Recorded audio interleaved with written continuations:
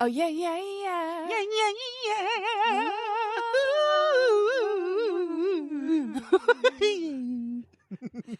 Oh, yeah! Scrolling through my feed, all I see is bullshit. Fake news, clickbait, gotta sift through all of it. Oh. Like share, retweet, trying to keep up with the trends, but it's all just a facade, man, it's all pretend. Online bullshit, that's all it is. You say you're living large, but I know it's just a myth. Online bullshit, can't you see? We're all caught up in the nonsense, it's time to break free. welcome to this is our sound booth trial. Yeah, this is our it's like a freeform jam kind of thing that we're doing now. We weren't sure if maybe we could also make it in the recording industry, so. Yeah, but from now on, we're going to be doing that for the entire hour and a half of our podcast. Yeah. So let's get into it. Ooh, yeah! You know what I think is something funny to Yeah. say about this is how so much Reddit snark on podcasts. Shout out Snarkbait. Yeah. Sub, Mm-hmm. especially that sub, Yeah. is like, all right, I've had it. They said this today, and I think that they're so... Oh, yeah. Yeah. They've gotten so far up their own asses. Yeah, I'm done. Then why are you here? Yeah. Why are you I mean, doing a post about how you're done? I am that person too. Oh, though, really? Oh, where okay. I'm over in the celebrity memoir / good noticings. Oh, okay. Now being like, what the fuck are they talking about? Yeah. Oh, I was thinking, I want a snark board about us. Really? Well, we've said a lot of, Dumb stuff. horrible shit. Oh my God. Well, I mean, not horrible, but, dumb stuff. So why can't anybody point us out? I want to be hated. I mean, I probably am, but... Yeah. Yeah. Well, there's an idea for you all. Yeah, exactly.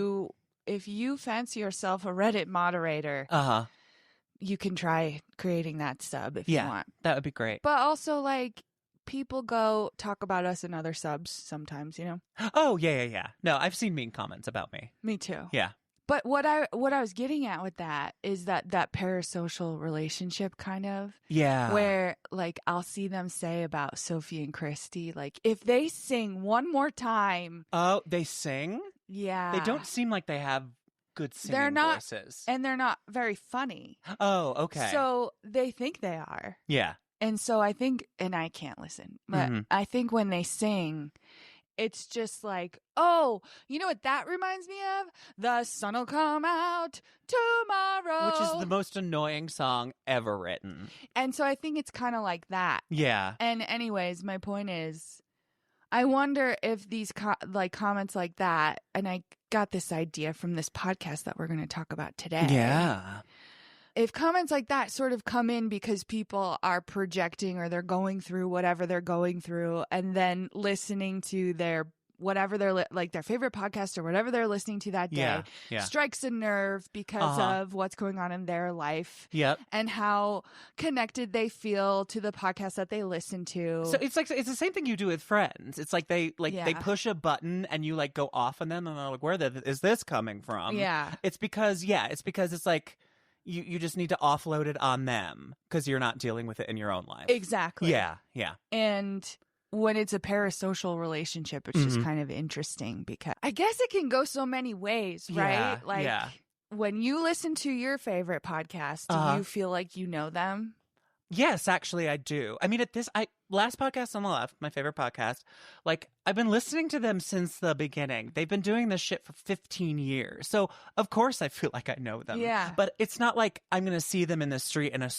I've just never been that kind of, celebrity person. Oh, yeah, that's good. Yeah. It's just, I'm just we all shit and piss. I mean, you just, if you're ever intimidated by somebody, imagine them on the toilet. It's humanizing. It is. Yeah. And the thing is, I also have what do they call it? An anxious or what is an attachment style? I think it's anxious attachment style. No, but that comes with your personal relationships / romantic relationships and how you act.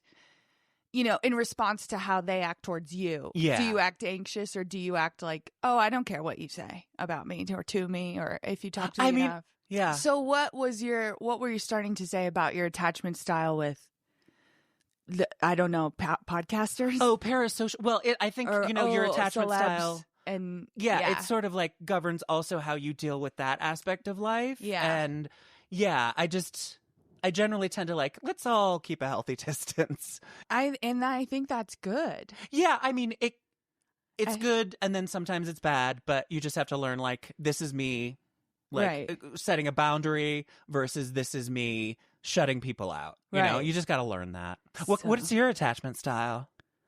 With parasocial relationships? No, just in general. Do you know? Oh, mine's avoidant, not anxious. It's avoidant. Avoidant. That's it. I have seen anxious traits in myself in the past. Yeah.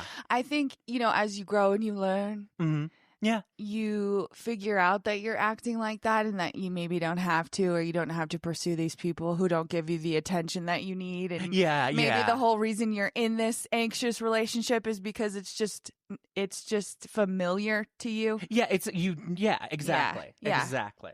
Yep. So I would really like not to be anxious, but like we've always just been working towards that, Yeah. No, it's true. I mean, all you can do is work towards it. But it's like all that shit that happened in your childhood before you knew about anything, it's like it's never going away. I'm sorry to tell you. Yeah. It is hardwired. It is in there. You just have to learn to cope. Yeah. That's my theory. No, I think so. And so for our topic today, there's this podcast that was mentioned in our subreddit. Yeah. Called Beth's Dead. Mm-hmm. And so it was funny because you saw the comments. They were like, I started listening and it was such a slog, but I'm glad I finished it. Like that was kind of what they all were. And it was like, well, someone clearly dies. When do we get to that part? Yeah, I listened to 15 minutes of it and I was like, oh, I understand what people are saying. I'm not going to continue with this. Yeah. Because I can't. I'm so, you know me.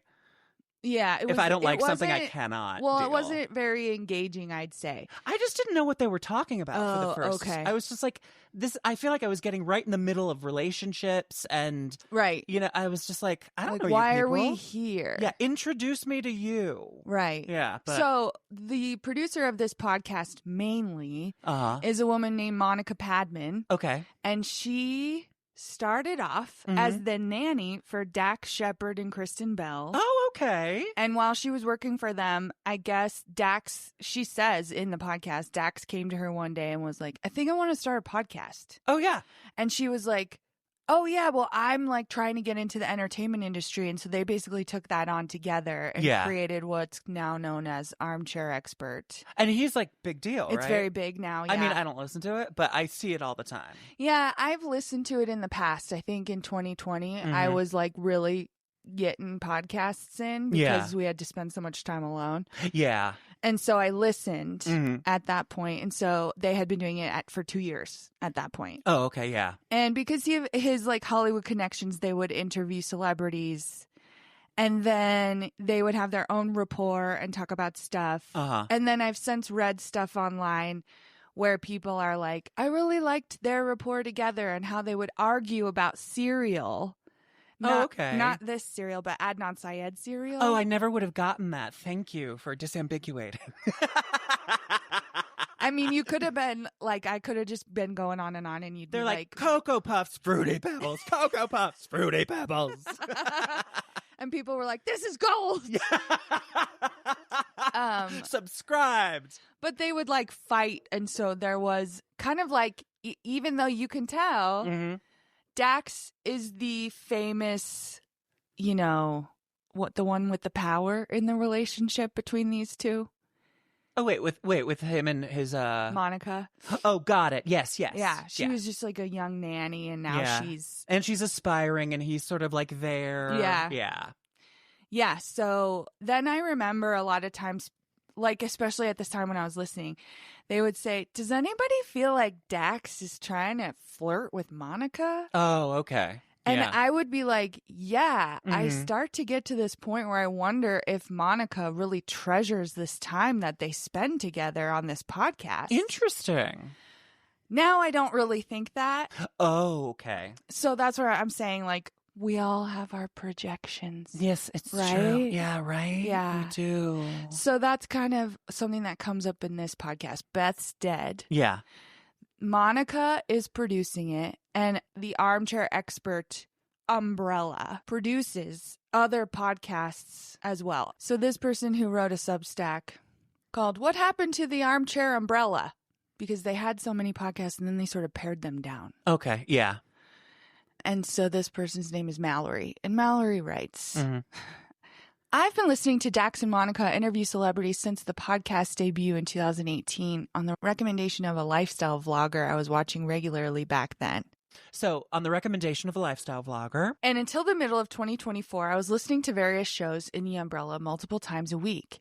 There was a time in my life where I debated knitting my own merch for the podcast. There have been several times.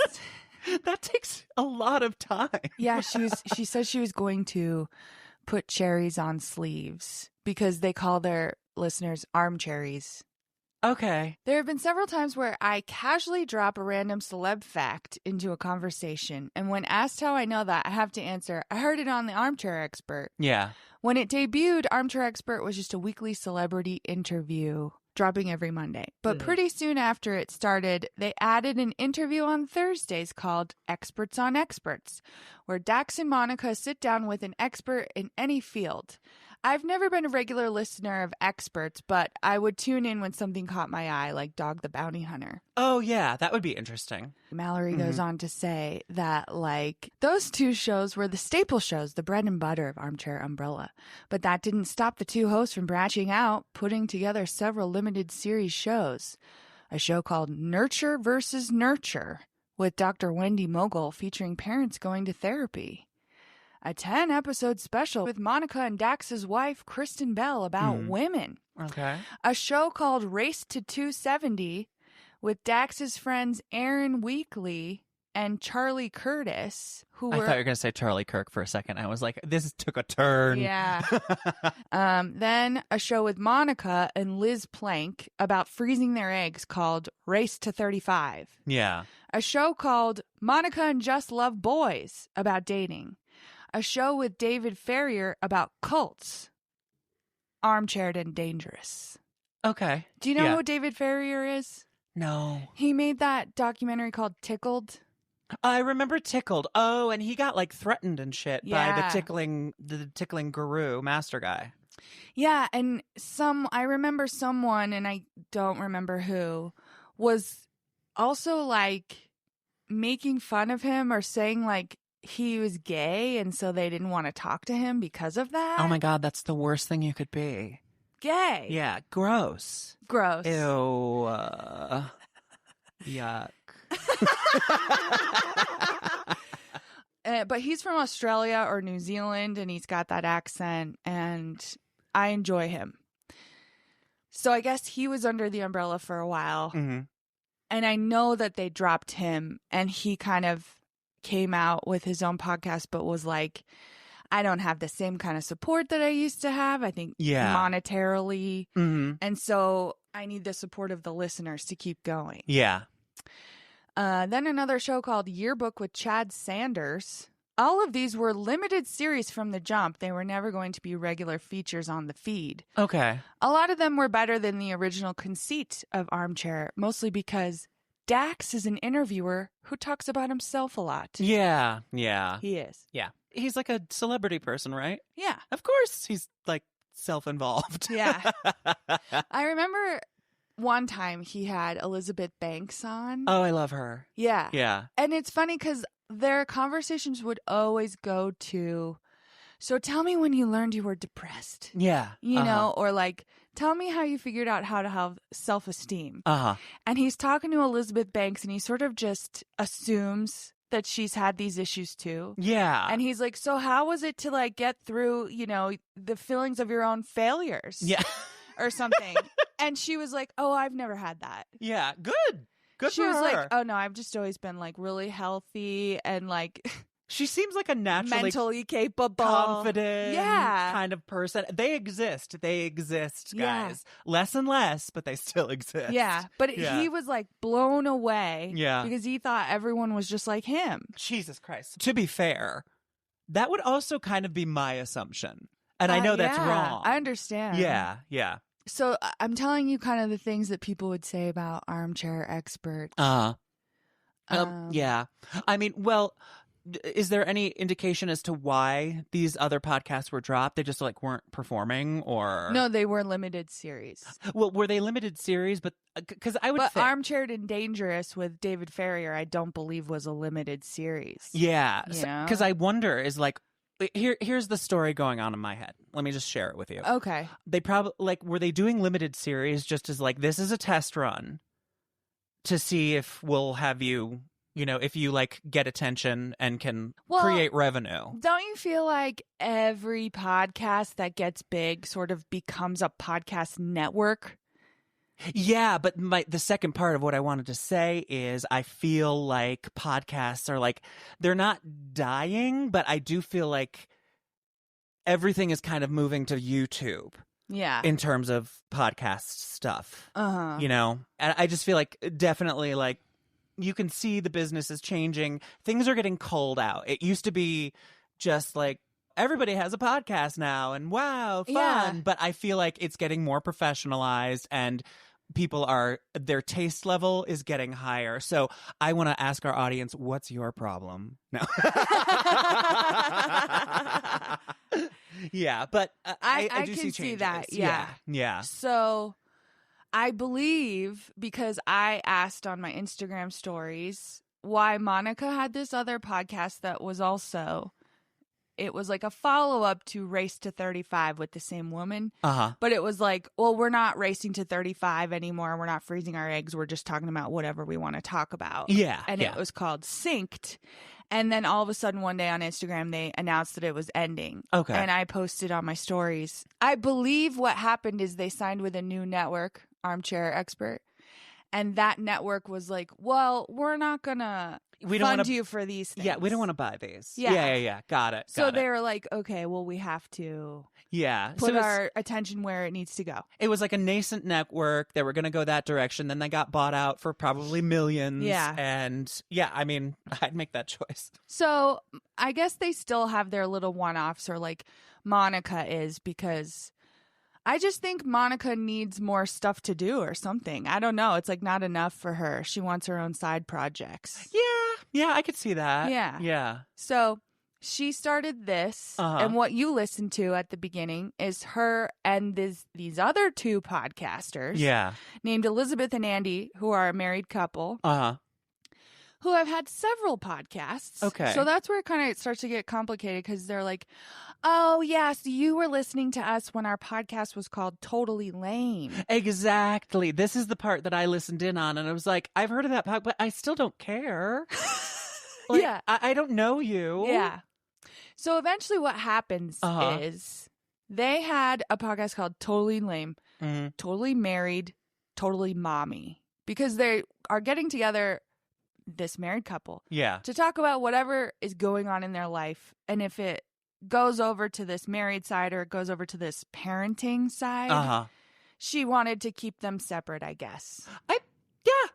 Yeah. Seems like a healthy decision. So Monica's like, if you're going to podcast about your children and marriage, which I think is a risky proposition, but apparently they do it. And I don't know that she was doing that necessarily. It sounds like all of these podcasts were asking listeners to write in questions for them to discuss on the podcast. Oh, okay. So they weren't like getting into couples therapy without a professional on a mic. No. Which is how I'm seeing it. And I'm like, that sounds dangerous. Yeah, no, they're just kind of shooting the shit. Okay. All right. And so that's the beginning of Beth's Dead, is like going through what that podcast was like and what Monica enjoyed about it, because Monica was a fan. Yeah. And then the kinds of emails that they would get from listeners. Got it. And then eventually we get to this one listener keeps writing in. I'm just wondering if I have a clip for you. Okay. I mean, now that I know where it's going, I could probably listen to the first episode.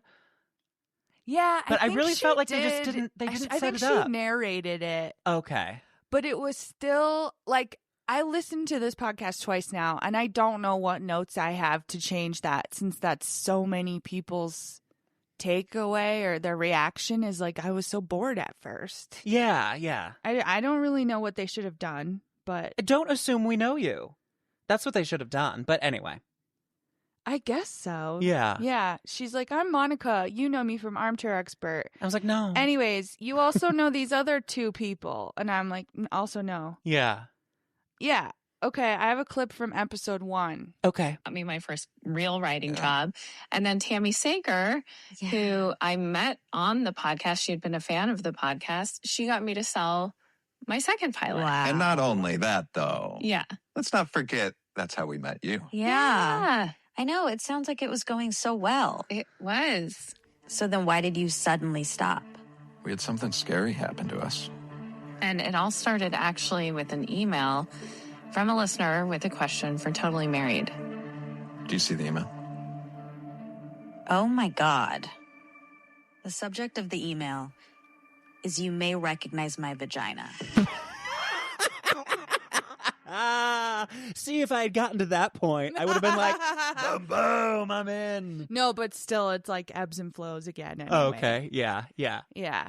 So you hear, annoyingly, Yeah. they're talking about their like television writing success. Uh-huh. Oh, by that time I had been working with so-and-so and finally Yeah. sold my first pilot. Uh-huh. You know, and Yeah. and you're sitting there rolling your eyes. Yeah. And I recorded this for us because of the part where then he goes, yeah, we had to end the podcast because Yeah. something bad happened. Mm-hmm. And that's where you go, oh, okay, we're Yeah. getting to it. Yeah. Yeah. So they start getting these emails. I believe this first one, you may recognize my vagina. Uh-huh. Okay. Yeah. Is written by a person who claims that when they were younger in their 20s, Mm-hmm. they did a nude shoot. And a lot of people on the internet, I guess that's where it wound Mhm. up, love the look of this woman. So it's been circulated a lot. Oh, so her vagina is a meme? No. Not okay, yeah. It's she not like people just- write things. She was like, Yeah. every time I start a new job, someone comes up and is like, have I seen you naked on the internet? Wow. And like she was getting engaged to a guy and she was like, I feel like this is going to come up with my new parents-in-law. Yeah. Do I bring it up? Yeah. So then like on the podcast, Andy and Beth, they are the hosts, just debate like what that person should do. Yeah. Okay. But I gotta say, that's a hell of a lead. I You may know. recognize my vagina because you think it's going to be like somebody like not well, because we've gotten emails. We have gotten emails from people who don't seem well. don't seem well. So I would assume that's just where it's going. Yeah, but I Yeah. guess it was interesting enough. The next clip I took was from episode 2, so I'm wondering if I should just go back to episode 1. Mm. And Well, do find they it. read out the email? Yeah. Okay. So I would like to hear lot- it if we can. A lot of this podcast is reading emails. Oh, okay. And does that sound fun to you? No, not Oh, a bit. yeah, exactly. I read emails all day long, so I don't want to listen to a podcast about reading emails while I'm reading emails. I know. That's like this. That's a snake eating its I own think tail. that's what I was doing when I was listening. I Yeah, was yeah, reading yeah. my own emails and then being like, what did they say? So what did I record for episode 2? Email. Yes. And I'm going to read it. I'm a genius. Hey guys, I've been listening to your podcast for a while, but I've been really reluctant to write about this marriage question.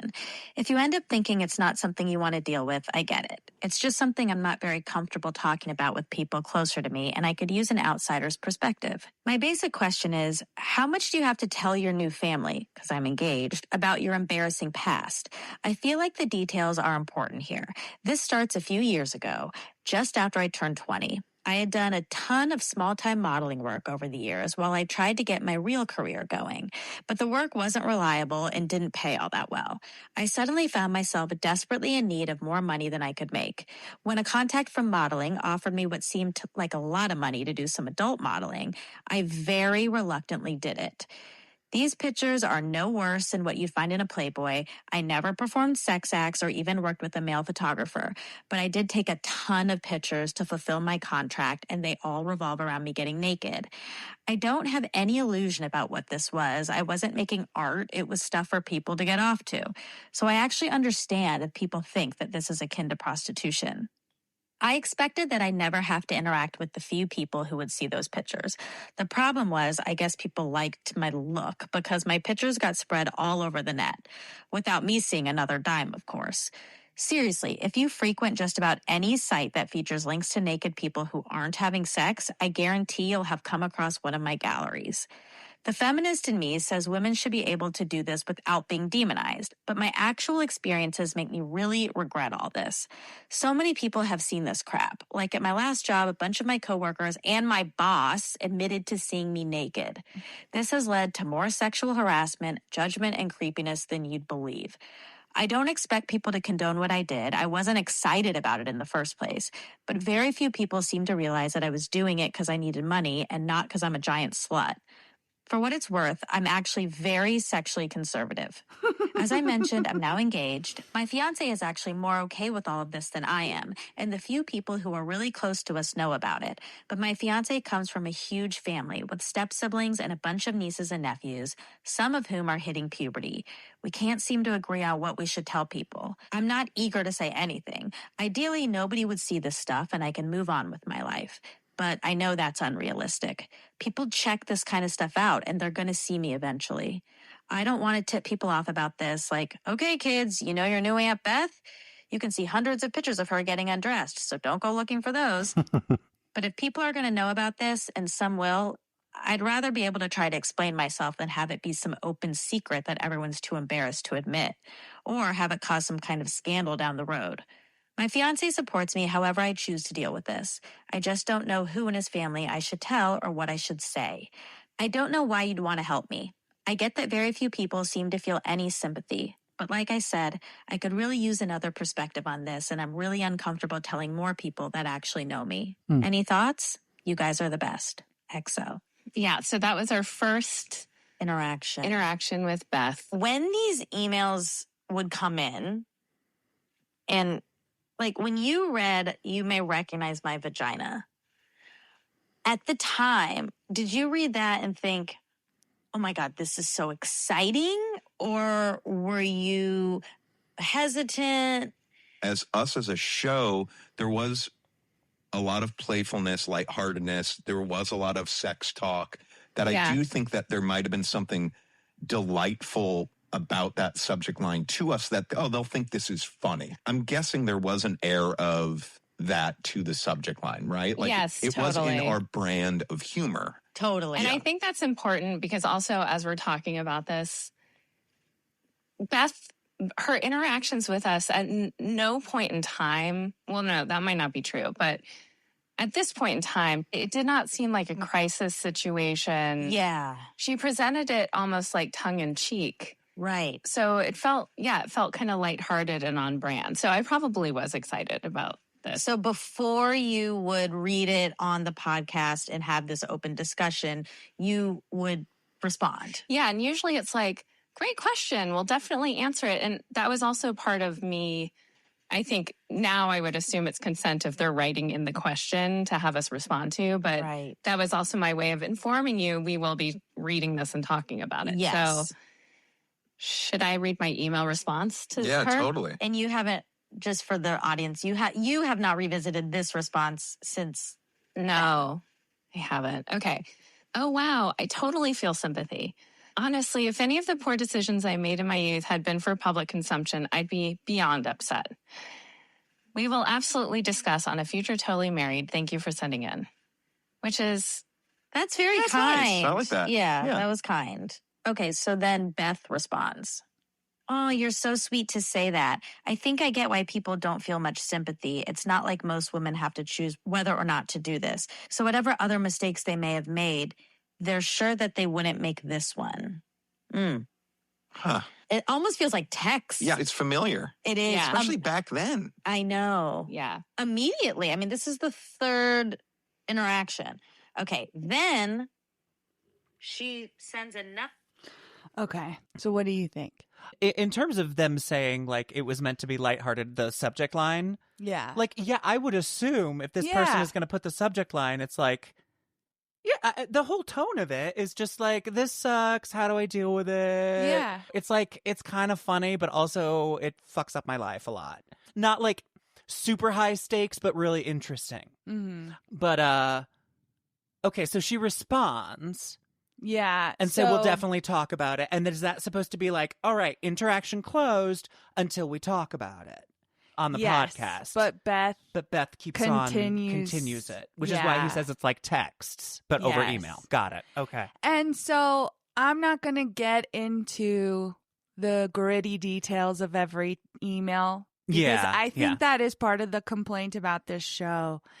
Is they spend a lot of time on emails and then reflecting, which I understand, but I think like maybe Monica could have benefited from making some like narration instead of these long conversations. It feels like it was not prepared. Oh, okay. Yeah, just in terms of like, I know. Like, we're just going to get together. We'll talk about it as if everybody knows who we are, and then you'll pull up your emails and we'll like flip through and read every single one and talk about them. And it's just like, it's like that's fun, but it's not really a podcast. And we all know from the title that soon Beth will be dead. You know what I mean? I'm assuming. For real, though? So here's the thing. All right. I'll let you get to it. Spoilers. Spoilers ahead. Yeah. So a big part of this, too, is that they had a website where people could write comments. Mm-hmm. And people would comment back and forth a lot like Reddit and be like, I don't agree with you. You're stupid.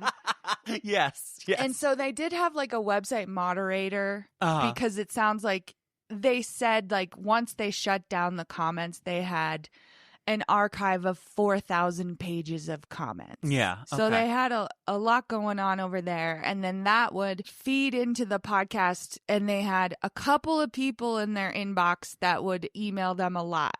Mm-hmm. One is Beth. Yeah. One is Anders. Okay. One is Natasha. Mm-hmm. And one is Frank. Okay. So they start reading all of these emails from these people. Yeah. And I start to be like, well, who is who and what's going on? Yeah. Let's cut to the chase. So spoilers now. Because you know me. Yeah. So eventually something does happen where someone writes in from Beth's email and says that they are her brother. And they say Beth tried to commit suicide. And then Beth went to the ICU, and now she has passed away. Oh, my. Okay. And that's when they go, red flag, red flag. Okay. Your sister died, and the first thing you did was get into her email box and email her favorite podcast to let them know. Yeah. I didn't even think about that. Yeah. That's, they go, that's so obvious. They go, okay. Yeah. This seems made up. Mm-hmm. I mean, I think it's that in combination with the other emails that have come in that have been kind of... Yeah. If I had read it, it would have felt made up, but I never would have been, like, as specific as they were in terms of, like, this is what's happening. And so then some of the other characters start emailing about it, too. Frank, Anders, Natasha. And they're like, why did you take down all the comments on the website? Yeah. That was Beth's last words of her life.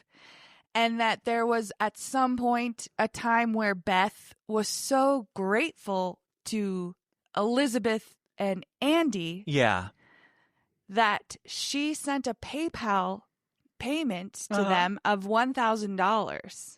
Okay. So now that she's dead, her brother is in her inbox seeing that this payment had gone. Yeah. And saying, why did my sister send you $1,000? Yeah. Can you at least write me back about that? Yeah. Well, they figure out that all of these erratic emails are just one person. Yeah. This is a catfish. Yep. And this is just how they're having fun. Yeah. Yeah. Which is why they're having fun this way is maybe another subject to talk about another day, but that's fucking fascinating because it's weird. Yeah. Yeah. And I'm wondering now what my next clip is. Okay, The subject is "This really hurts." So here's another email. Okay. From, I believe, I don't know who it's from. And at the end of the day, doesn't matter. no, because they're But all one here's- person. Here's how batshit it gets. Okay, great. Yeah. Elizabeth, I thought I was done speaking with you, but Natasha, Beth's neighbor and friend, Beth's neighbor, now adjusted to like, oh yeah. So wait, could you stop for a second? I have a question. 4C. Beth was in. Was that like a retcon? Like they had already been talking to Natasha and then all of a sudden Natasha becomes Beth's neighbor and friend? Well, Okay. they start to look into, can we figure out where this is coming from? Like And IP they- address or whatever? Okay, yeah. And yeah, all these people have the same IP address. Yeah. And this person starts being like, oh my God, are you not writing me back because you realize we have the same IP address? We live in the same building. I couldn't have known that we have the same IP address. It just gets crazy. Yeah, yeah. and friend, formerly, I guess, just told me that you'd removed all of Beth's comments from your site. As her brother, I can't express how much that hurts me. I haven't even read them, but those comments were some of my sister's last contributions to this world. I started crying when Natasha told me you'd erase them. That just doesn't seem right. If there's a reason for all of your actions, please just tell me. I'm sorry that my last message was so angry. Beth's passing has really destroyed me. Yeah, quite a different tune from his previous message. Now he's worried about the comments on the website. He's trying different tactics. Yes. For sure. P.S. from Natasha. Elizabeth, if you're the good person I think you are. Oh my God, they're doing everything. Manipulative. If you're the good person I think you are, you need to deal with Beth's brother just for his sake. Please contact him somehow. He is clearly going out of his mind at the thought that his sister, who clearly loved you, is having some of her last words deleted. I admit I'd have the same reaction. Please. She ends a lot of these with please, exclamation point. And also, all baiting me to call this number. Did either of you ever call the number? No, we didn't, but somebody else does later. Yeah. So at some point, this person says, here's my phone number. Yeah, yeah. Yeah. Okay. The Beth's brother's phone number specifically? I don't know. Or whatever. Okay. Who cares? Somebody who is now involved with Beth, quote unquote. That's the thing. Because of all those characters, Yeah. I start to get confused because let's move forward a little bit. The website person that they use, The moderator? whatever, yeah, Yeah. realizes, I don't know if you realize this, if you make a PayPal payment to somebody, Mm-hmm. it links to your address. You can see what someone's address is. Really? Yeah. Like their home address? Yeah, like if I use PayPal to check out on a website, Mm-hmm. then it has my address for shipping and stuff. Oh, right. Yeah. And so that just stays tied to it. And I don't know how you look that up, but it sounds like these people say it. And I've heard someone else, I think it was Sophie, Mhm. who's all worried about everything and people figuring out who she is. Yeah, she yeah. was like, I almost doxed myself. That's not her accent. Yeah. So I didn't realize that either, but now it's like coming up. So anyways, they have the address and they look at home sale records, realty records, right? So Yeah. they figure out who owns the home. Okay. And it's a prominent professor on the East Coast who has a media presence. And they recognize his name. Yeah. They're keeping it anonymous to us. Okay. Uh-huh. Yeah. Yeah. They recognize his name and they say kind of throughout that he has these crazy opinions and he's not real likable, but that he's like a well-respected professor who gets like speaking engagements. And they're like, why does he have time to catfish us like yeah. this? Yeah. Like, this is insane. Mm-hmm. And it freaks them out because they're like, well, we can't do anything about this. And so later on, they report all of this to the LAPD. Like, Uh-huh. I think their website person was like, oh, they have a cyber crimes unit. And so we can go let them know that you've been being harassed. Let's just like file a report and Yeah. keep a record. Yeah. So they give the detective Mhm. the phone number. Yeah. Oh, And the detective calls the number. And- enterprising. Yeah. Yeah. And says, hi, is this so-and-so? Yeah. And the person on the other end says yes. Uh-huh. And the detective says, have you been catfishing these hosts of this podcast? Oh, wow. And I don't know if he asks it or just says, we know you have, Yeah, whatever yeah, a cop yeah. says. Yeah.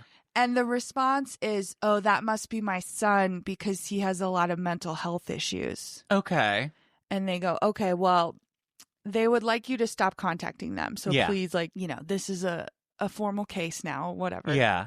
And he says, okay. Can I just, one thing? Yeah. I keep on bringing up Lauren Matthias, but a similar thing happens with Lauren Matthias, where her stalker, quote unquote, does get called by a cop.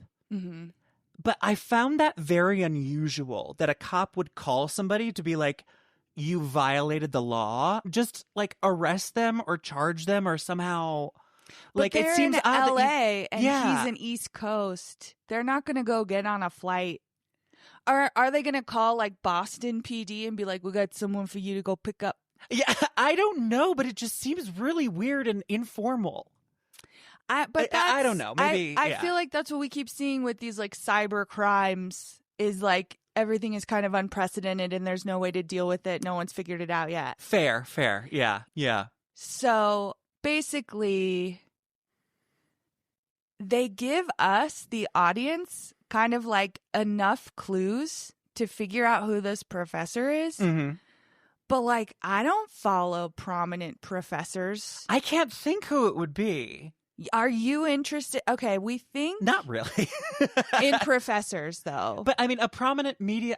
Yeah. So apparently, like, it sounds like he's a professor of philosophy. Okay. Yeah. So I think I'm going to jump to an email that they got from Beth. Mm-hmm. No, it's not from Beth. It's from Natasha's husband. There's always this like allusion to some of these people being Norwegian. Okay. And not speaking very good English. Oh. And so Please.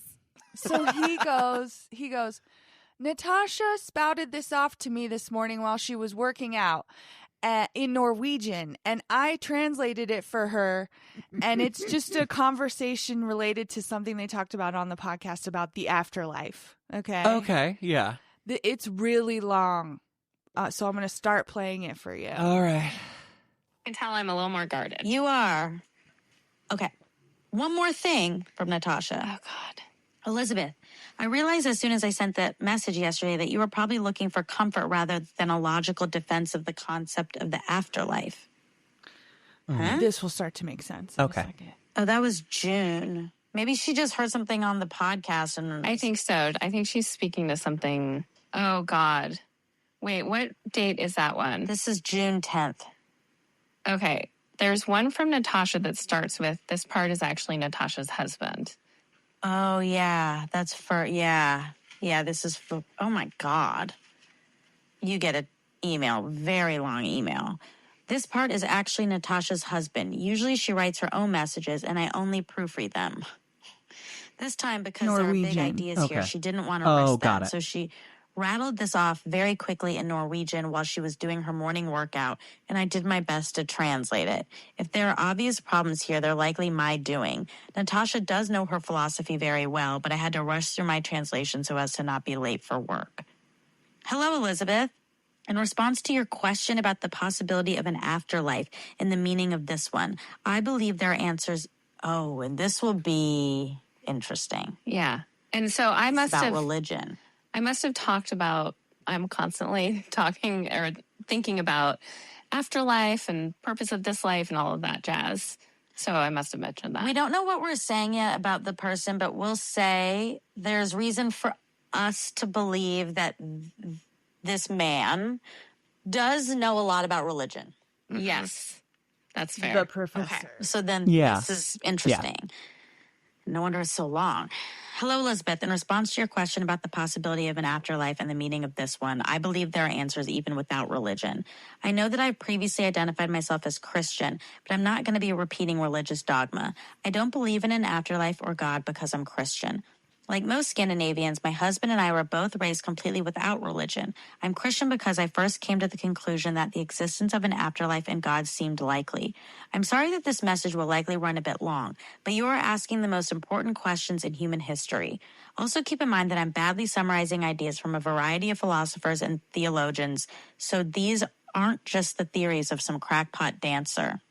Let me first say that I personally know at least a dozen people who have claimed near-death experiences or some form of contact with deceased loved ones. I've never had either, and I'm normally somewhat skeptical about such things, so that's not the argument I'll be relying upon. Many of those people I trust completely in every other situation, though, so I'm certainly not dismissing their claims. To start requires a single leap of faith, not at all of the religious kind. Every worldview requires faith in some claim. For example, that accurately understanding anything about the universe is even possible given the limits of our senses and brains, or that there even is an external world rather than some kind of hallucination. These kinds of things are beyond science's ability to verify. The concept that requires faith in my argument is that, for example, the Holocaust was evil as opposed to something that simply happened. Morality is completely beyond the reach of quantifiable science. Whoa. That should be the tagline for this whole... Oh my God, shouldn't it? Science? So she's dictating this, quote unquote, she's dictating this to her husband while she's just on the elliptical. Yeah. Yeah, it sounds legit. I know.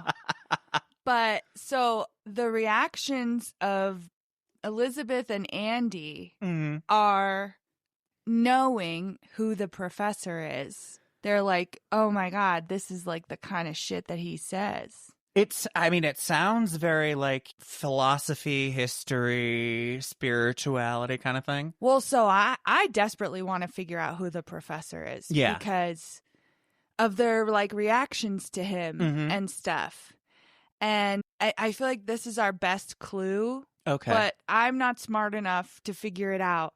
I even texted Laura Robinson, who wrote the Something Was Wrong Substack. Oh, yeah, because she's a professor of religion. And I was like, who do you think it is? Yeah. And she'll know like the academic players in the world, in that world. Yeah. So I spoiled the podcast for her, and she was like, well, I'm still going to listen. Like, she wanted me to spoil it. And I said, well, this is the reason you need to listen, because it's going to take you forever to figure out what's going on here. Yeah.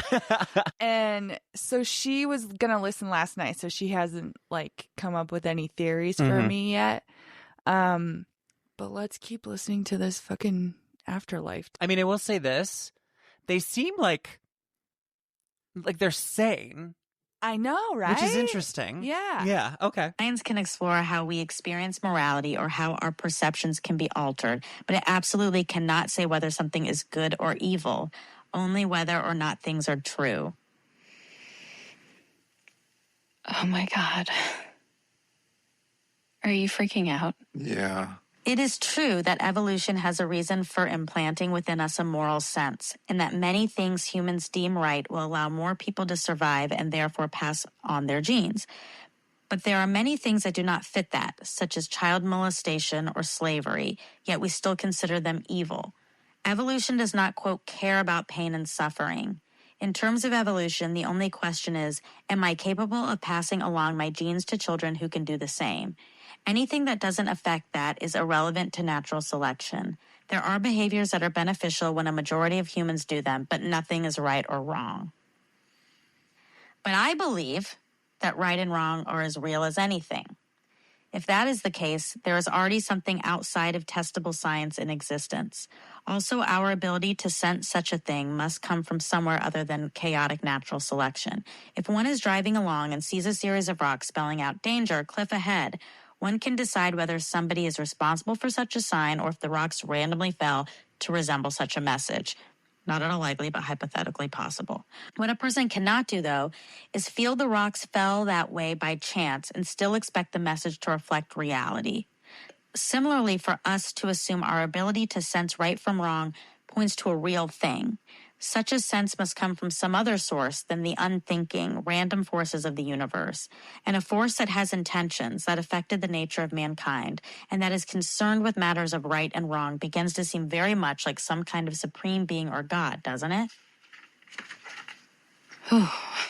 If you have followed the argument so far, we can go on to explore the likelihood of some sort of afterlife. Can I pretend I'm really smart right now?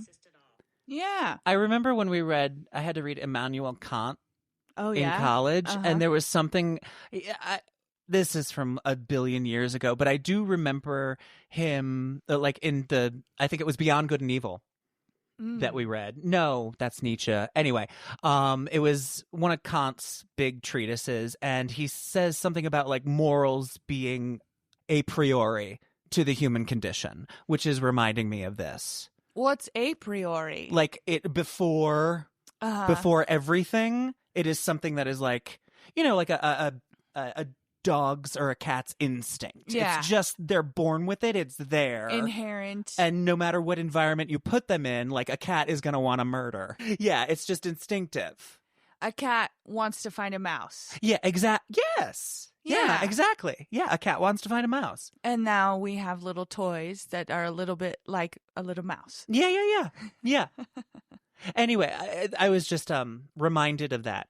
Okay. So just in terms of like, a philosophical reference, it might be coming from that.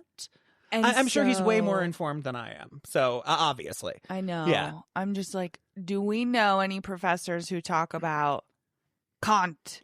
Yeah. The supreme being must be subject to them as well. While we can imagine many features of the universe being different, good and evil are not interchangeable any more than it's possible that 2 + 2 = 5. Even if you ascribe absolute power to this being, as many religions do, such a being still cannot do literal nonsense. So this being cannot have decided what is right or wrong, and so must be governed by them. Therefore, a being or force that created us owes us justice and fairness. This life is clearly not always just and fair, and justice inconsistently applied is not justice at all. So there must be some sort of existence other than this one in order for this being to give us all justice, an existence where our actions in the present world have fair consequences. Keep in mind that even as a Christian, I'm not talking about heaven and hell as many people seem to conceive of them. No eternal torture or unchanging reward. Beyond giving us justice for our actions in this world, I have no real idea what the next existence is like. I suspect that given our physical brains, we have a finite amount of computing power. Even if we were shown another existence, we would not understand it, at least not in our present form. We must remain in major ways who we are, though, because there is no justice in applying consequences to one being for the actions of another. As I don't know what the next world will be like, I don't know that I can fully say what the purposes of this life are other than to say that doing good is the single most important thing. Perhaps the skills and knowledge we acquire here will be useful, but who knows? I don't even know whether or not we will be reunited with our loved ones, but I sincerely hope that is the case. My sister, my only sibling and best friend, died of leukemia at age 21. Of course, I have moments of doubt and worry that I will never see my sister again. I cannot speak for you, but in my case, I have to recognize that this feeling comes from fear and not from any new piece of evidence making me rethink the odds. By the same token, I sometimes fear that something terrible will happen to my husband or future children, but there is no rational reason to think so. Our minds sometimes just naturally go to the things that we find most horrible. Thankfully, in this case, reality is what it is, regardless of how we feel. Ugh.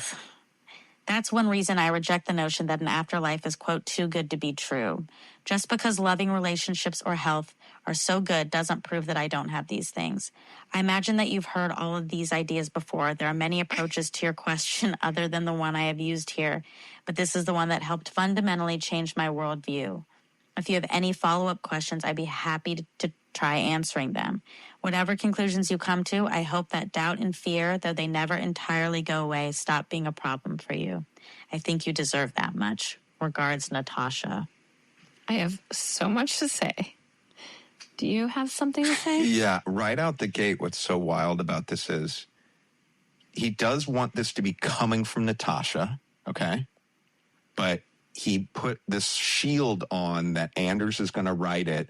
And pardon my translation in English, because this isn't going to sound like Natasha's voice, because guess what? You were talking about, let's just make up a subject, oh, I heard you were talking about bowling. Oh, shit, I'm a professional bowler. Yeah. And I need to weigh in on this because this is my voice. thing. This is him. This is the first time he let himself Right. But interesting, he wants it to be known as Natasha, but he has to have this cover. Like, they can't sniff out that I'm a professional whatever. But he really needed you to hear this. But if I had, I even felt like, oh, we're giving him, this is like his manifesto, and we're giving him a platform. 100%. Like, the thing that I find really funny that maybe you guys will appreciate, I remember getting this, and at this point I was like, oh, these people, and this is so fucking long. I got through like maybe the first eighth of it, and hit the eject button. I would have never read this whole email. I did not read the whole email. I did not read this whole email in any way, shape, or form. And I replied, thank you, Natasha. I really appreciate this. Very interesting perspective. Yeah. Can I just say something, too, about what they said? Yeah. I was like, I never would have read the email, and I've just been assuming this entire time as I listened to this email. I'm like, am I thick? Because, like, some of this isn't really, like, I'm not... it's like a bunch of individual thoughts that sometimes don't like run together in a way that makes sense to me. It doesn't make sense to me either. Okay, no, because I thought I was super thick, and they're going to have like all these sort of things to say about the philosophy, and then they're like, we didn't finish it. I was like, oh, thank God. Yeah. Because it's like, I don't know. Yeah. It's just our biggest clue to who this is, since they won't fucking tell us. Yeah. Okay. I was just like, wait, am I supposed to get this? No. Okay. All right. Good. And you see how things are kind of long and drawn out in this podcast. Yes. Yeah. I do find this manifesto interesting because, like I said, I got to find out who this is. Yeah. And so I think that's going to help me in my continued research. But it just seems to be like fitting philosophical notions to fit the idea that there is a supreme being and there is like a moral arc to the universe in a way that is just very like kind of stereotypically Christian-y. Yeah, and this person says that they are a Christian. They say that they are a Christian, but I'm like, okay, but there's like so many other things we could be talking about like morality, evolution, the human condition. We're all mammals, stuff like that. Can I give you a couple of names that have been thrown out on Reddit? I love it. For who this professor could be? Yeah. Number 1, Jordan Peterson. Virtually every woman I've ever met, with almost no exceptions, and this includes extremely high-achieving women on the career front, pretty much by the time they're in their late 20s, their primary goal is to have a child. Okay. I know him, but that does make sense. Right. So apparently Jordan Peterson, because all I know is that he has some like wild theories, and he's like, I put myself in a coma to get off of Xanax or whatever benzo he was addicted to. Yeah, just to fact check for me. Yeah. Is he the manosphere philosopher that like a lot of men's rights people point to as like an intellectual justification for their positions? I think so. Okay, I'm thinking that's him. And he's got gray hair, and he's got like a Canadian accent. Yes, he's Canadian. Yep. Yeah. Remember when I was like talking to a guy and he was quoting me Jordan Peterson shit, and then I was saying it to you to be like, what do you think about this? And you were like, fuck that guy. Yeah. Yeah. And you meant Jordan Peterson, but you were like, I mean, it's weird that he's saying that shit to you. It seems hostile. Yeah. And he was saying, well, I just like to know everything that's being said out there and then, consider everything together and then make up my mind. I'm just asking questions. I was like, yeah, because you know not to tell women that you're into this. Yes. Yeah. Oh, my God. Yeah. So there were these emails earlier on, too, that were a bit misogynistic. Yeah. So that's But coming from Natasha still? Not Natasha. Okay. There's another person. Somebody else. Who's like, my niece is overweight and we're trying to figure out how to deal with it. And they talk about it in a way, it's not, it's like, I think they pretended to be a woman writing it, but it's like clearly not a woman writing it. Yeah, yeah. And so these names have been put out on Reddit as Jordan Peterson. Okay, well, Jordan Peterson's not from the East Coast. He's from Canada. Yeah. He is apparently a professor of psychology, not philosophy or religion. But I think he intersects into those things when he talks because he... I mean, who knows, like, because, like, PhD people, they have, like, such specific foci to it. Yeah. To it. It might be, like, you know, an intersection of psychology and religion and history and all that shit, you know, in some very specific way. So, I don't know. Then someone else said, David Bentley Hart. And I looked him up. Yeah. He's a left-leaning religious professor. Okay. What should never be the case is that one should simply think that one knows what the absolute theological content, what the propositional content of creeds are, because we don't. Even the historians of doctrine really cannot tell you with absolute certitude what was meant by every word. And certainly one should not believe that they're to be accepted blindly. That was never. They are open invitations to spiritual and theological reasoning and contemplation. So he talks about religion and blah, blah, blah. He believes in it. You know what? Let me see what Laura said. Because I was like, do you know what this guy's deal is? Yeah. Because this is like heavy shit for us. Yeah. Yeah. We just like to do comedy. Yeah. Yeah. The hosts of the podcast sometimes say that they have disdain for this professor, and they seem to not like some of his views because they seem to be right-leaning. Okay? Okay. All so right. I'm asking Laura, hey, is DBH, David Bentley Hart, is he left or right? Like, I couldn't tell because every video I brought up of him would be like, so, blah, blah, blah, blah, blah. Yeah. And coming from this perspective, you know, and I was like, okay, just get to the point. Yeah. She says he hates Trump. He's pro-LGBTQ. I honestly can't even begin to guess what two bog standard liberals would disagree with DBH about. Oh, okay. Yeah. Bog standard. I love that. You don't hear that often. Up higher. She goes, LOL, Tiffany Reese is getting a divorce.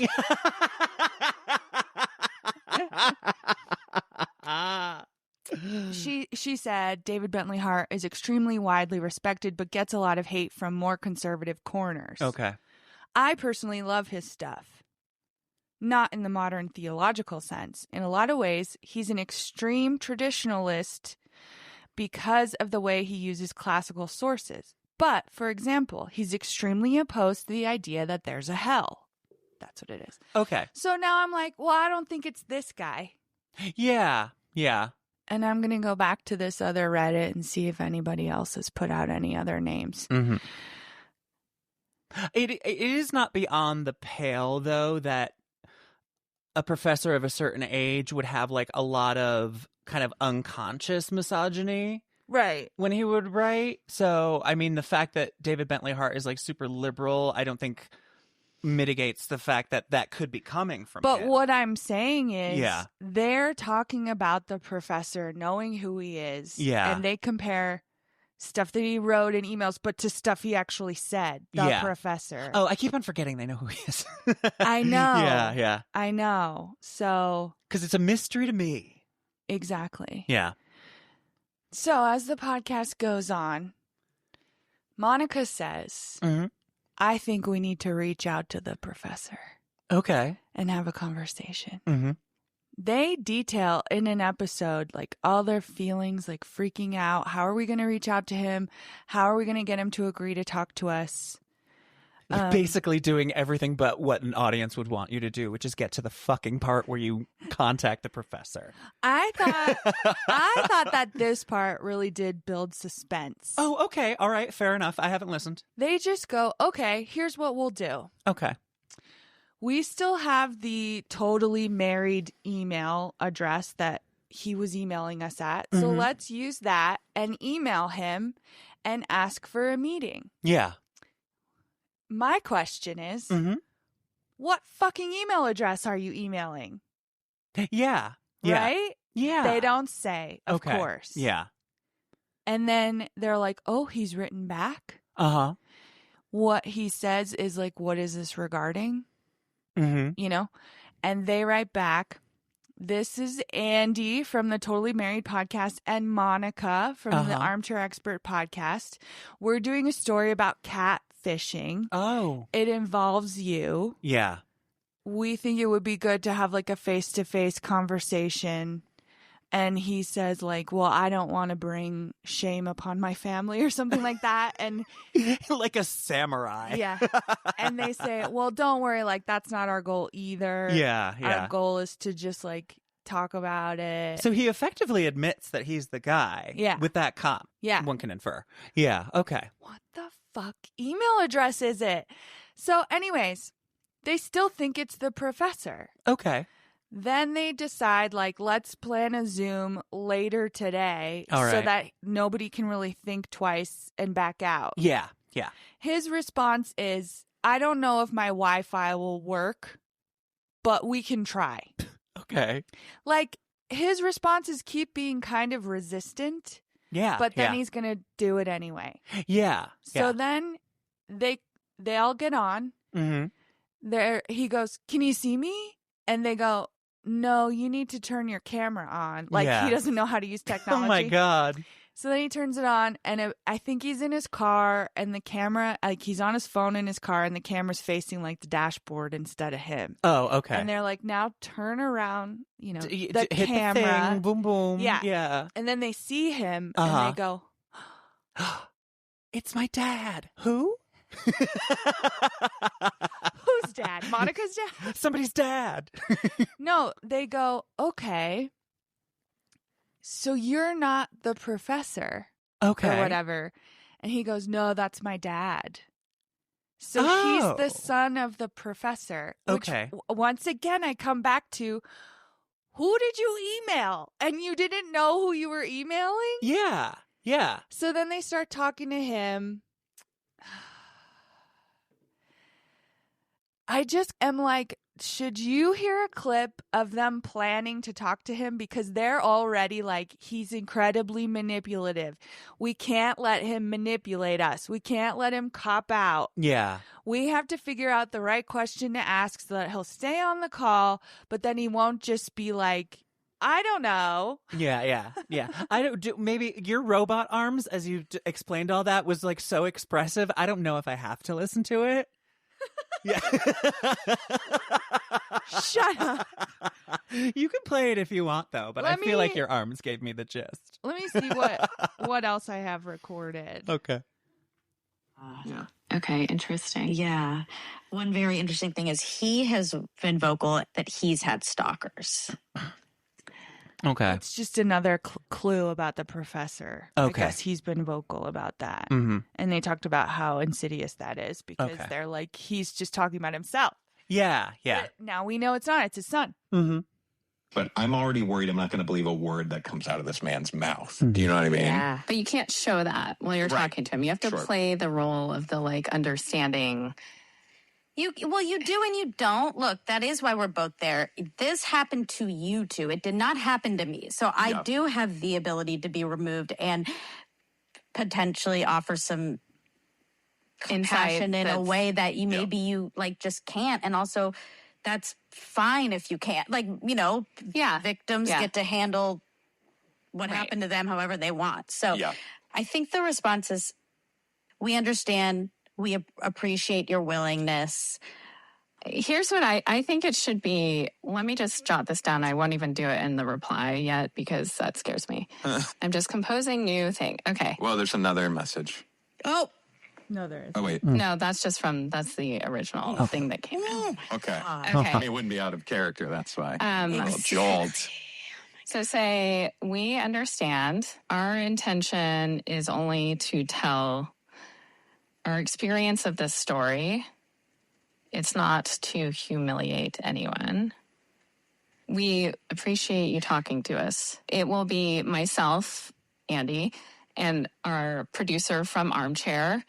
We would like to set up a Zoom, and a Zoom is just a lot to add. Like, I think I would even be like, no. We really need the Zoom so we can visually confirm it's who we think it is. Like, I'm not trusting a phone call. Wait, Well, maybe we could say, can we set up a Zoom? We won't use any video. We just would like to see you. Or we'd like to have a face-to-face interaction. Oh, you mean like we won't use the video of him later? Exactly. Gotcha. We won't use any video, and any audio would remain anonymous. That's a tricky... That's what they end up doing is recording the audio. Yeah. And then distorting his voice. Okay. All right. So yeah. Let's play that interaction. Sorry, I'm yawning. I'm just Episode mentioned suicide. Yeah. If you are having suicidal thoughts, please know you are not alone and help is available. In the U.S., dial 988, where you'll have access to free one-on-one counselors who are there to provide compassionate support. I have to call. This podcast makes me want to kill me.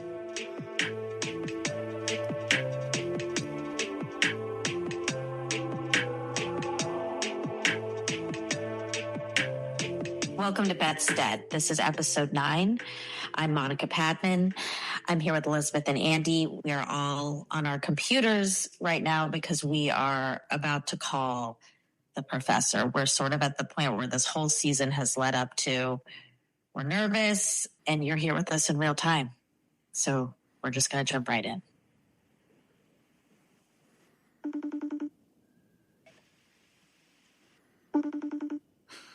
There's no way the video's on. Let's go here. Okay, deep breath.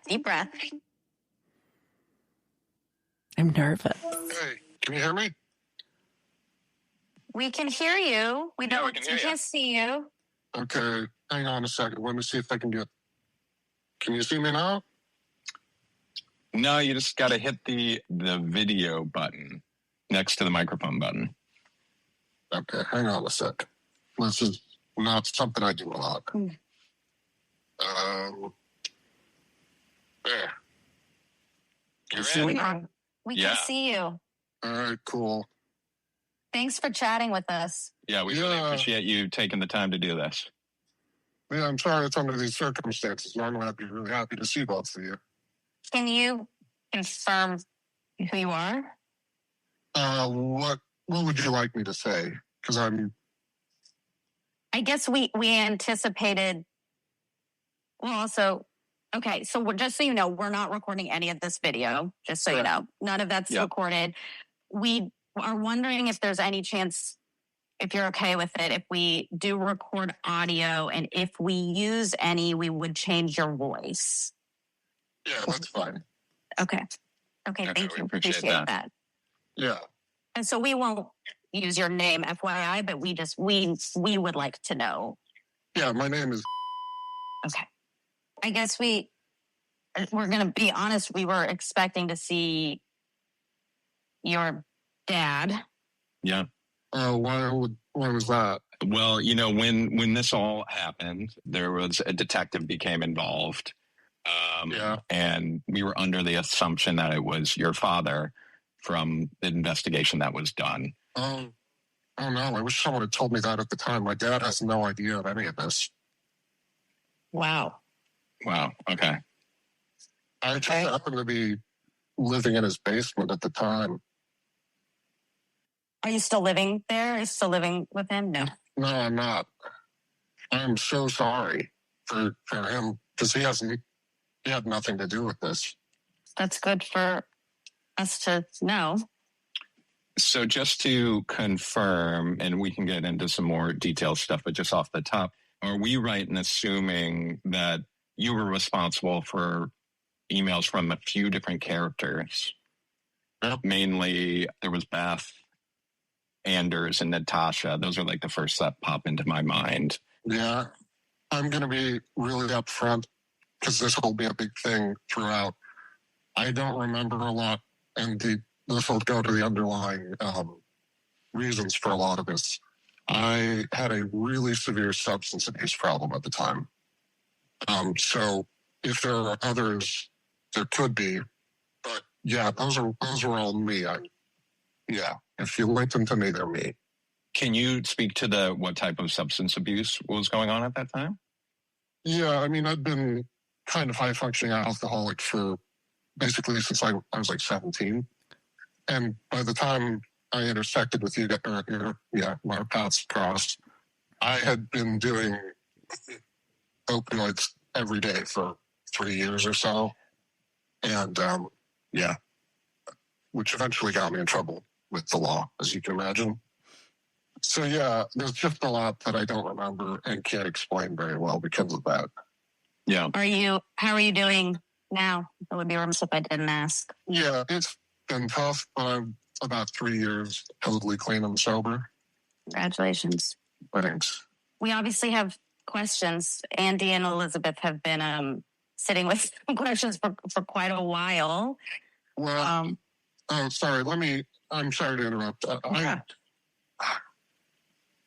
Because I was contacted by, I believe, a police detective around the time this happened. And if it hadn't been for him saying, that you guys would prefer no more contact, which totally makes sense to me, I would have at least apologized, if not tried to explain myself. I mean, I couldn't have explained myself because I was high out of my mind and stuff. It doesn't really make sense, but I at least would have tried to say how sorry I was. So, yeah, I'm sure you do have questions.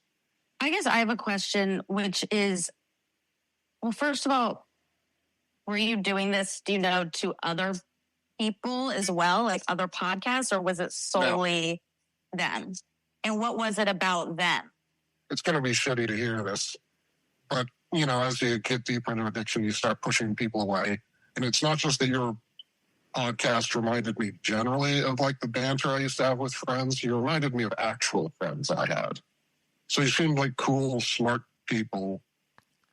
And, the shitty part is that, like, I know I ended up causing you guys some pain or distress or whatever.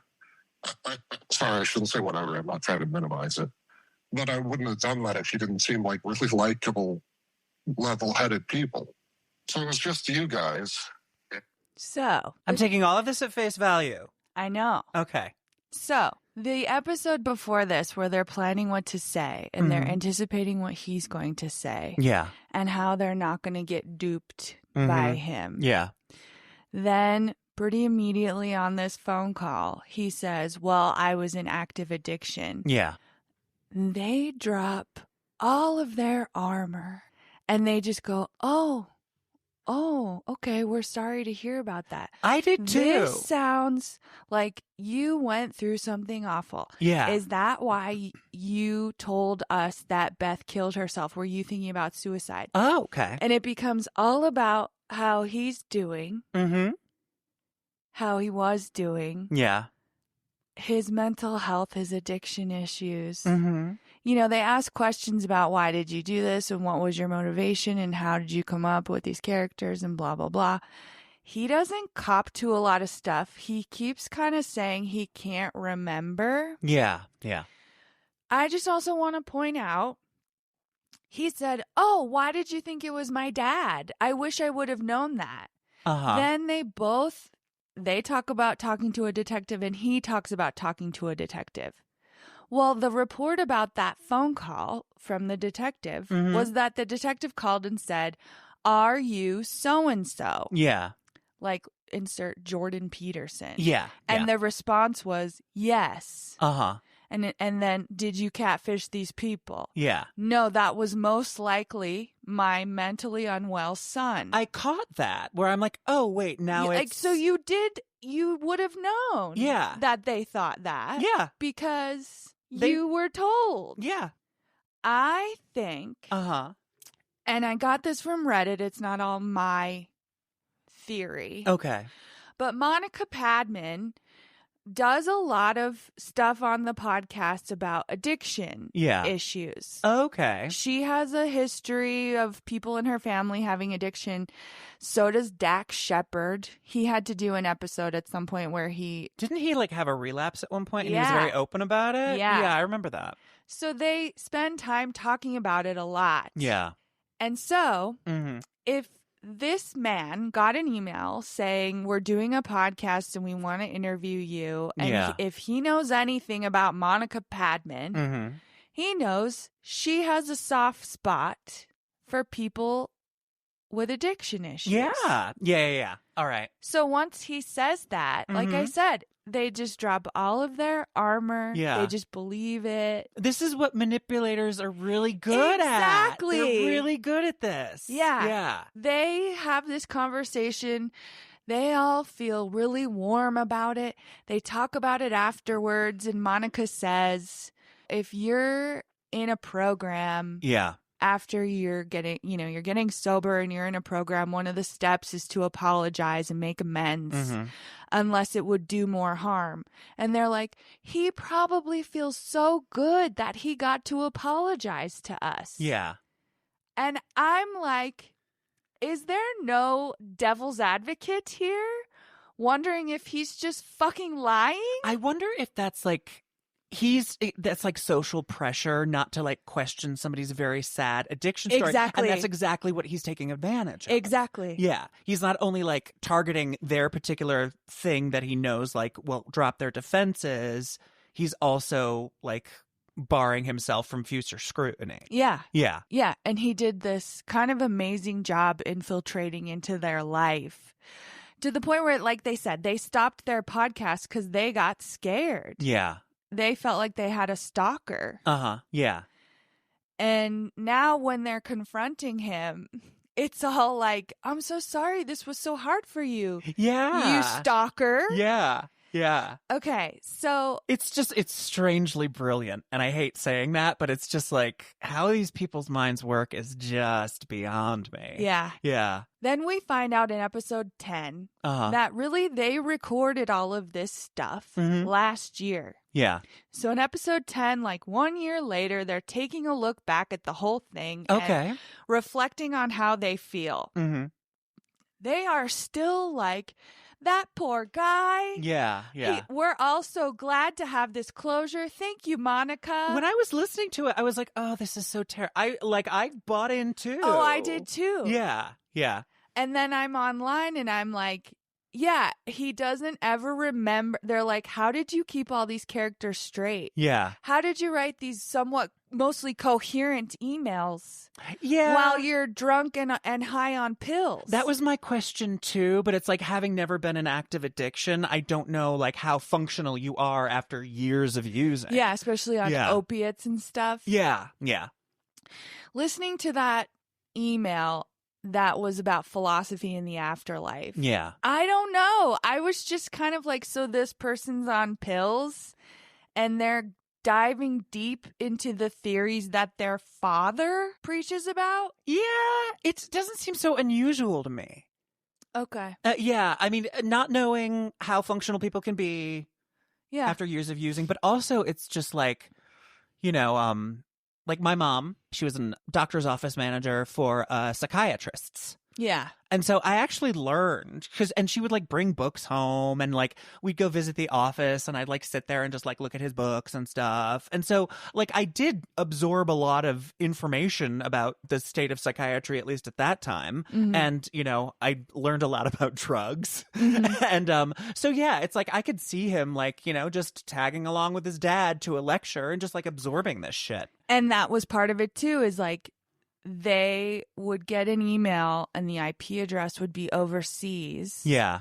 And it would line up with the speaking schedule of the professor. Wow. And so they say to the son on the phone call, like, well, did you travel with your dad a lot? Yeah, that's weird. And he just goes, nah, sometimes. Yeah. So a lot of people online are also like, you mean to tell me, I want you to know also, the events of these emails and stuff happened 10 years ago. Okay. So they're like, you mean to tell me that the website moderator, the LAPD sheriff, or whatever, another PI that Monica hires. Uh-huh. All believe it is this professor. Yeah. And they don't find out until they have this phone call that it was actually the son. Okay. Which brings me back to, what fucking email address did they email him at? Like, it's not, I guess, Jordan.Peterson at jordanpeterson.com or college. .edu. Yeah. Yeah. So you... College.com. At the learning place. Yeah. The learning building. Yeah. So... I don't know. I'm so confused. Uh-huh. I don't, like, there are just these little pieces that we don't get to know. And then, of course, it becomes like kind of a fun mystery online because we don't have access to this information. And we're like, this doesn't make sense. It really seems like y'all got catfished again. Yeah. Y'all fell for that shit again. There doesn't seem to be any response from Monica or the other two about this feedback online. Mm-hmm. And I finally just joined the Patreon so I could get access to all the episodes because episode 10 doesn't officially come out until this week. Oh, got it. Okay. So I wonder if after the release of that, they'll do some kind of Q&A again. Oh, okay. So it is ongoing. And they do seem to be really good at drawing it out for content, which, you know what? Good storytelling. Great. But they get a lot of the same criticism, which is like, this was drawn out way too long. Oh, I mean, that's understandable as well. Because I do, like, a lot of this is, like, I just don't need, like, the constant, like, these are our emotions. Maybe I'm just a cold asshole. I don't need your emotional reactions to everything. Yeah, you know? I think you just record tell me the story. it. You record it so that you can remember what the emotional reactions were. And if then anything you good comes out of incorporate it into your storytelling. Yeah. Yeah, maybe you pull a sound bite. Exactly. Journalism. Yeah. Yeah, so I did record. That's the title of this podcast is Journalism. Katie teaches journalism. Yay. So, like Monica says here. I cannot believe that this is like a show that Armchair, brought in under its wing, and it's an addiction story. I know. It's wild. And I thought of all the people to have here with us is like one of the most knowledgeable and compassionate people around addiction. I hope it really, when he said the thing about a family, that really broke my heart. Yeah. And they said, do you have a family of your own? And he said, well, I haven't been sober that long. Yeah. And, I just can't imagine what would happen if I had a family and if I were to get off the wagon and, stop being sober, what I might do to a family. Yeah. And Monica goes, yeah, but there are a lot of people in recovery who have families. Like, you can't just count yourself out of that. Yeah. I'm just like, he played into your sympathy. He's really doing well. He's doing great. He's doing great at what he likes to do. Yeah. Yeah. Yeah. So I don't know who it is. Okay. I would love to know. I think on episode 10, Andy even says, because the son said he got arrested in relation to his drug addiction. Yeah, yeah. Andy went looking for police records. Okay. He says he couldn't find any. All right. Then there's still no questioning. I wonder if that was true. They're just like, we believe him. Yeah. Okay. Wait. Yeah. So my impression is they still believe him, but people online are like, no, don't believe him. Yeah. Okay. I was just trying to wonder where like the online reaction you said. Okay. Yeah. So Got it. I am now waiting. Yeah. For what are they going to say anything and address these online reactions? Yeah. After episode 10 drops. Uh-huh. Because they can milk it again. Of course they can. Yeah. Come back. Yeah. Do a little more investigation. Yeah. Do more. Yeah. Tell us about that man. Yeah. That's what. Am I disappointed? Is the question that comes to my mind. Yeah. In this story, I feel like it's not over. I do too. To me, it's like the cool thing about the internet is that like it is like a dynamic between audience and creator, and that sort of creates its own thing, which I think is really cool. Yeah. But and that's what they say too, is like, and they question like, well, what are the ethics of this, of us revealing who this professor is? Yeah. Okay, we actually think that's unethical, so we won't. And us reaching out, could we be doing more harm than good? But yeah, then at the end of the day, it's all parasocial. Yeah. You know? Yeah. Which the person, the man, does acknowledge. Yeah. So, but then that also plays into how he's able to manipulate them. Yeah. He's like, I thought you guys were my friends. You're my friends. And they're like, yeah. my friends. And he says at the beginning of that phone call, you know, it's really nice seeing you. I wish it was under different circumstances. Yeah. Like he's a fan of both of them, you know? Yeah. It'll be really interesting to see how this turns out. I hope that they address it and Monica isn't someone, I don't really know. Yeah. But I hope that she's not just someone who's like, I got mean comments. Yeah. Fuck you. Yeah. She seems like a little bit more high class than that. Yeah, I hope so. One question I have, do they ever address like maybe why the content and of the emails in terms of like just the way he did it? Like Beth, like that initial sort of like a little bit like casual, how do I deal with this email? And is actually like very, to me, it was like a believable voice. Yeah. And then all the characters that like, why that? Oh. Why is this happening? Yeah, he does. Oh, okay. I'm just curious to know. Do you have it? Yeah. Okay, cool. Yeah, I feel really shitty about that. I hope it comes up soon. I'm sorry. I know what you mean, and I can relate because I was a huge fan of their shows as well. And I get what you mean. But I guess when you started as Beth, did it get away from you? Did you know that you were this is how she was going to end? How did this happen?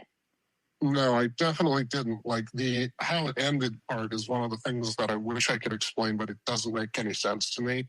Like how it started was just, I think I wanted more engagement, and the story I gave was true of someone I went to high school with, that she had done modeling and since regretted it and stuff. So, I don't know.